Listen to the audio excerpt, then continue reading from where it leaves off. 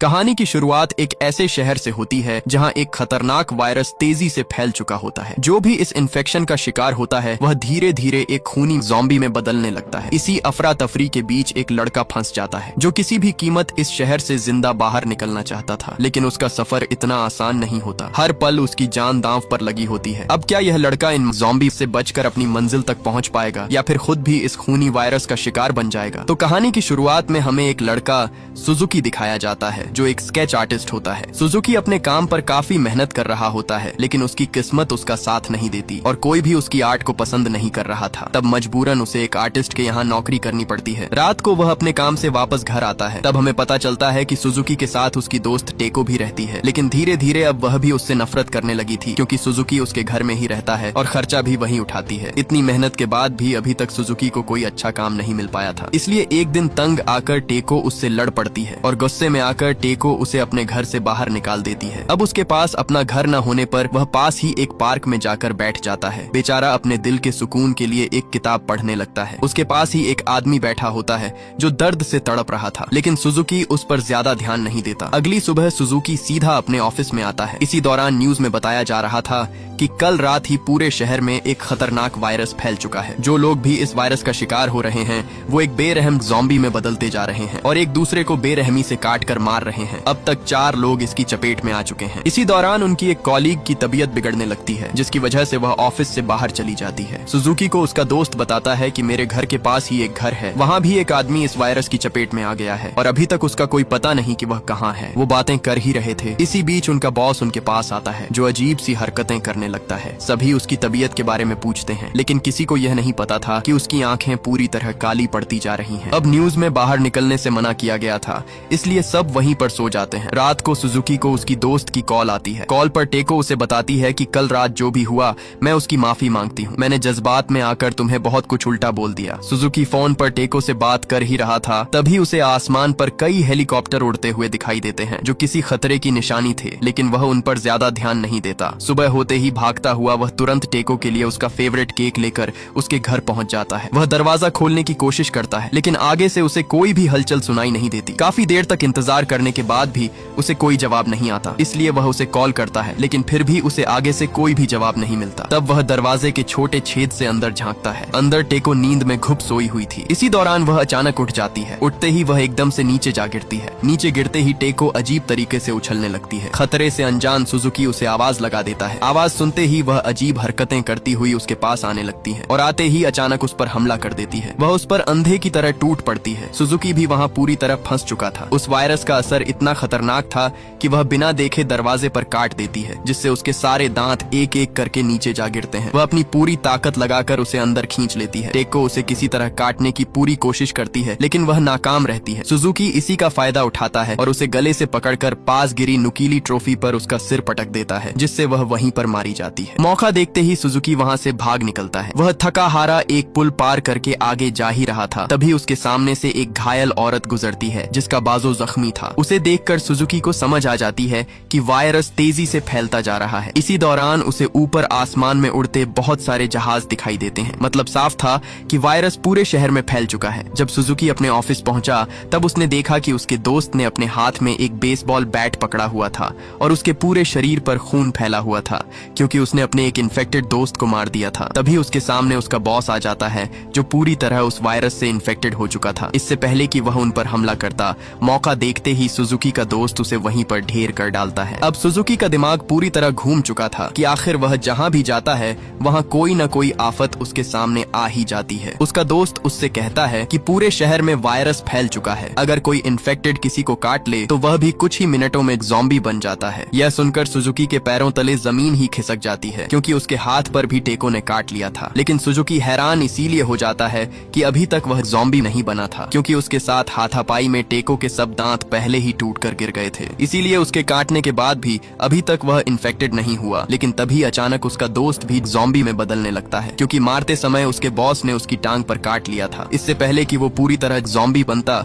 वो जल्दी से छुरी लेकर अपना गला काट देता है ताकि उसकी वजह से कोई और ज़ॉम्बी न बने। ये देखकर सुजुकी वहाँ से भाग निकलता है। जैसे ही वो बाहर आता है तो बाहर के बिगड़े हुए हालात को देखकर उसके रोंगटे खड़े हो जाते हैं क्योंकि बाहर सड़क पर सब लोग अपनी जान बचाकर इधर उधर भाग रहे थे। सब ज़ॉम्बी एक दूसरे की जान के दुश्मन दुश्मन बने हुए थे। सुजुकी को अब कुछ भी समझ नहीं आता कि आखिर वो जाए तो जाए कहाँ। अब वहाँ वो पूरी तरह उन झोंबियों के बीच फंस चुका था। तभी सुजुकी को एक पुलिस वाला दिखाई देता है। वो उससे मदद मांगता है, लेकिन आगे से उल्टा वो पुलिस वाला उस पर हमला कर देता है, क्योंकि वो भी ज़ॉम्बी बन चुका था। सुजुकी वहाँ से जान बचाकर भागता है, लेकिन कुछ ही आगे आने पर जब उसने सामने देखा तो लोगों की भीड़ मतलब पूरा शहर अपनी जान बचाकर भागता हुआ आ रहा होता है। ये देखकर वो उल्टे पैर ही वहाँ से वापस भाग निकलता है। अब उसके सामने चारों तरफ ज़ॉम्बीज के अलावा कुछ नहीं था। उसकी जान अब दांव पर लग चुकी थी। भागते भागते सड़क पर खड़ी एक गाड़ी उसे दिखाई दी, जिसके अंदर बेखबर ड्राइवर आराम से सो रहा था। इससे पहले सुजुकी उस गाड़ी के अंदर बैठता, तभी एक लड़की हिरोमी आकर उससे मदद मांगती है। इसी बीच उन दोनों को एक ज़ॉम्बी देख लेता है। वो फोन पर बात करता हुआ उनकी तरफ बढ़ने लगता है। सुजुकी ने जल्दी से अपने बैग से अपनी गन निकाली और उस पर गोली चलाने ही वाला होता है। इसी दौरान उसके हाथ से वो गन गायब हो जाती है। दरअसल ये उसका ख्याल था, जो वो उस ज़ॉम्बी को अपने ख्याल के अंदर ही मार रहा होता है, लेकिन हकीकत में वो वहीं का वहीं खाली हाथ खड़ा हुआ था। इसी दौरान उस गाड़ी का मालिक आकर उस गाड़ी में बैठ जाता है। कई मिन्नतों के बाद वो दोनों को भी अपनी गाड़ी में बैठाकर वहाँ से भाग निकलते हैं। आगे जाते हुए उन्हें गाड़ी में चल रही न्यूज में बताया जा रहा था कि पूरा शहर इस वायरस की चपेट में आ चुका है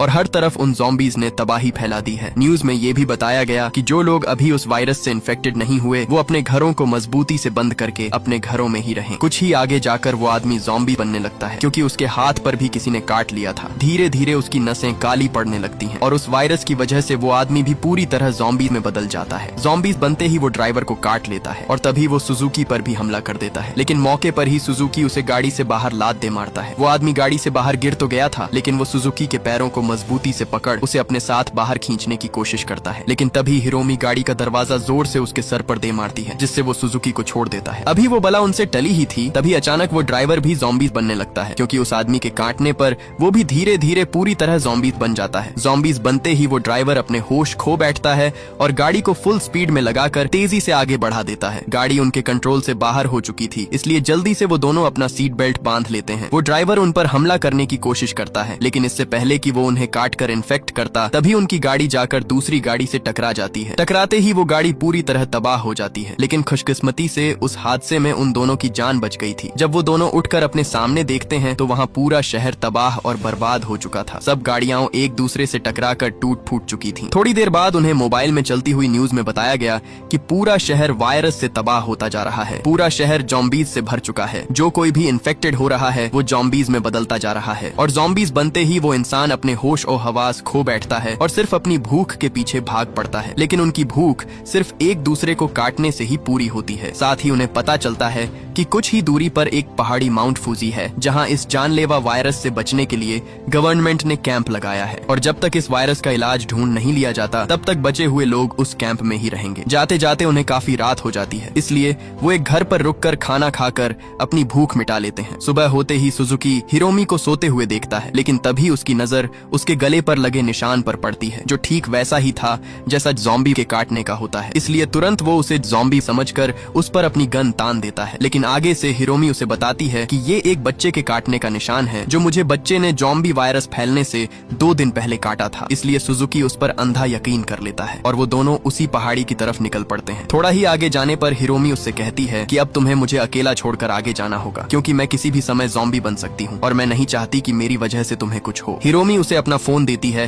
ताकि किसी भी इमरजेंसी में वो रेस्क्यू टीम को अपने पास बुला सके। तभी अचानक वो ज़ॉम्बी में बदलने लगती है, जिसे देखकर सुजुकी तुरंत वहाँ से भाग निकलता है। थोड़ा आगे आने पर उसे दूर खड़ा एक आदमी दिखाई देता है। जैसे ही वो उसके पास आया तो वो एक ज़ॉम्बी था। वो ज़ॉम्बीज उस पर हमला कर देता है। अब इससे पहले वो ज़ॉम्बीज उसे मार डालता, तभी वहाँ हिरोमी आ जाती है। अब जिसका चेहरा आधा इंसान और आधा ज़ॉम्बी बन चुका था, वो उस ज़ॉम्बीज को एक ही पंच में नीचे गिरा देती है, यहाँ तक कि हिरोमी उसके टुकड़े टुकड़े कर डालती है। अब धीरे धीरे हिरोमी सुजुकी की तरफ बढ़ती है, जिसे देखकर सुजुकी के रोंगटे खड़े हो जाते हैं। उसे लगा कि उसकी जान तो गई, लेकिन तभी वो उसे अपना हाथ आगे करके उसे उठा देती है। मतलब अभी भी वो पूरी तरह ज़ॉम्बीज नहीं बनी, उसके अंदर अभी भी इंसानियत थी, इसलिए वो उसे कोई नुकसान नहीं पहुंचाती। इसके बाद हम उन दोनों को घने जंगल के बीचों बीच एक कबाड़े के पास बैठा हुआ देखते हैं, जहां सुजुकी खाने की तलाश कर रहा होता है। सुजुकी वो खाना हिरोमी को खिलाने की कोशिश करता है, लेकिन आधी बन चुकी ज़ॉम्बी को कुछ भी समझ नहीं आ रहा होता। कई मिनटों के बाद जैसे तैसे करके सुजुकी उसे खाने के लिए मना लेता है, लेकिन हिरोमी वो खाना एक जानवर की तरह खाने लगती है, क्योंकि अभी तक ज़ॉम्बी का असर उससे उतरा नहीं था। सुजुकी की खुशकिस्मती ये थी कि हिरोमी अभी भी खुद को कंट्रोल कर रही थी। इसके बाद अब तब फिर से वो दोनों उसी पहाड़ी की तरफ बढ़ने लगते हैं। दोनों माउंट फूजी की तरफ बढ़ते रहते हैं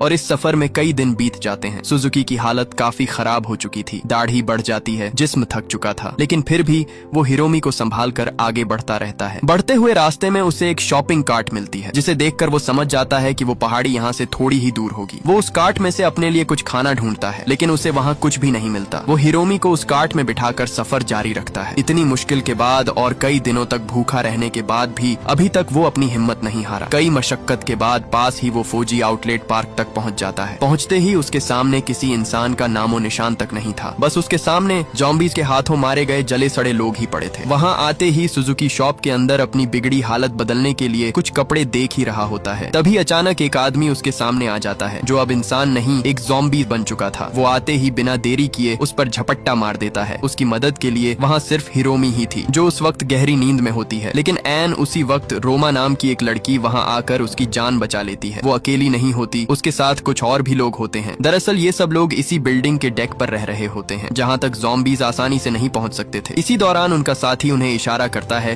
कि सब ज़ॉम्बीज़ हमारी तरफ बढ़ रहे हैं। अब यहाँ ये लोग अपने दो ग्रुप बना लेते हैं। एक ग्रुप उन सब ज़ॉम्बीज़ का ध्यान भटकाएगा और दूसरा ग्रुप भागकर खाने के लिए कुछ सामान लेकर आएगा। पहला ग्रुप वहाँ से भागकर आगे की तरफ बढ़ता है, लेकिन कुछ ही आगे आकर वो सब ज़ॉम्बीज़ उन पर टूट पड़ते हैं। लेकिन किसी तरह करके वो सब भी उन्हें वहीं पर ढेर करते जा रहे थे। इससे पहले और भी ज़ॉम्बीज़ उन पर हमला करते, तभी पीछे से उन सब का ध्यान दूसरा ग्रुप भटका देता है। वो सब लोग बर्तन बजाकर उनका ध्यान अपनी तरफ खींच लेते हैं। वो सब ज़ॉम्बीज़ उन्हें छोड़कर दूसरी तरफ भाग जाते हैं। इसी का फायदा उठाकर बाकी लोग पीछे से स्टोर की तरफ आ जाते हैं। सब वहाँ से खाना रस्सियों से बांधकर ऊपर बिल्डिंग की छत पर जाने लगते हैं। और ये सब लोग बचे भी इसीलिए हुए थे क्योंकि उस बिल्डिंग की सीढ़ियों के साथ जाल की एक बहुत ही बड़ी दीवार थी, जिसे पार करना उन ज़ॉम्बीज़ के लिए नामुमकिन था। वो सब जैसे तैसे करके ऊपर छत तक पहुँच जाते हैं। छत पर सुजुकी के सामने इन सब लोगों का लीडर लूरा खड़ा हुआ था। वो उसे यहाँ खुशामदीद करता है। लूरा उसे एक जगह पर ले आता है जहाँ जरूरत की हर चीज थी। लूरा उससे कहता है कि अगर तुम्हें किसी भी चीज की जरूरत हो तो यहाँ से ले सकते हो। इसी दौरान उसकी नजर सुजुकी की गन पर पड़ती है, जिसे देखकर उसे वो गन बहुत पसंद आती है, क्योंकि इन लोगों के पास ऐसी गन नहीं थी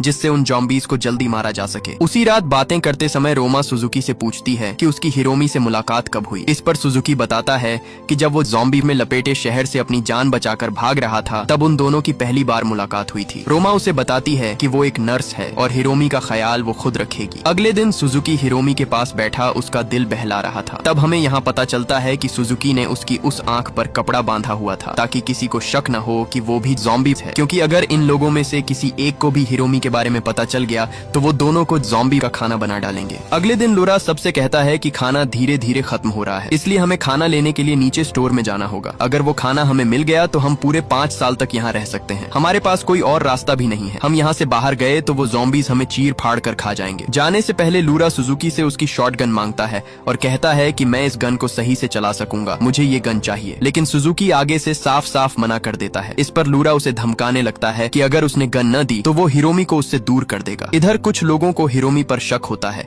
इसलिए वो उसे जबरदस्ती बाहर ले जाने लगते हैं। रोमा उसे बचाने की कोशिश करती है, लेकिन वो सब उस पर भारी पड़ जाते हैं और उसे भी पकड़ लेते हैं। यहाँ सुजुकी भी गन देने से मना कर देता है और अपनी जान बचाकर वहाँ से बाहर भाग जाता है। जैसे ही वो बाहर आता है, वहाँ उन लोगों ने हिरोमी को पकड़ रखा था। सुजुकी उन पर अपनी गन तान कर हिरोमी को छोड़ने के लिए कहता है, लेकिन लूरा भी उसकी बात को हल्का लेता है और अपनी क्रॉसबोव उस पर तान देता है। इसी दौरान हिरोमी हलचल करने लगती है और अपना हाथ इतने जोर से दबा लेती है कि जिसने उसका हाथ पकड़ा था वो हिला भी नहीं पा रहा था। अब वहाँ सबके लिए खतरा बढ़ने वाला था। तभी हिरोमी अपनी ताकत दिखाती है। जिसने उसका हाथ पकड़ा हुआ था उसे जोर से जमीन पर पटक देती है। हिरोमी अब पूरी तरह ज़ॉम्बी में बदलने लगती है, जिसे देखकर सबको समझ आ जाती है कि हिरोमी भी ज़ॉम्बी है। सुजुकी लूरा को अपना क्रॉसबो नीचे रखने के लिए कहता है, लेकिन वो उल्टा ही हिरोमी पर क्रॉसबो चला देता है। क्रॉसबो लगते ही वो सीधे नीचे जा गिरती है, जिसे देखकर सुजुकी अपना होश ही खो बैठता है। इसी का फायदा उठाकर वो उसे गन छीन लेते हैं और उस पर लगातार लातों की बारिश कर देते हैं। उन लातों की वजह से उसकी तैस नैस हो जाती है। अब वहाँ बाकी लोग लूरा के खिलाफ हो जाते हैं, क्योंकि उसने हिरोमी पर बहुत जुल्म किया, जिसकी वजह से अब उसे लीडर से हटा दिया जाता है और उसकी जगह दूसरा लड़का सांगो उन सबका का लीडर बन जाता है। इधर जब सुजुकी अपनी हिम्मत हार कर रोमा के पास आता है तब उसे हिरोमी टेंट के अंदर बेहोशी की हालत में पड़ी हुई दिखाई देती है, जो खुशकिस्मती से अभी भी जिंदा थी। रोमा उसे हिम्मत देकर कहती है कि फिक्र करने की कोई जरूरत नहीं,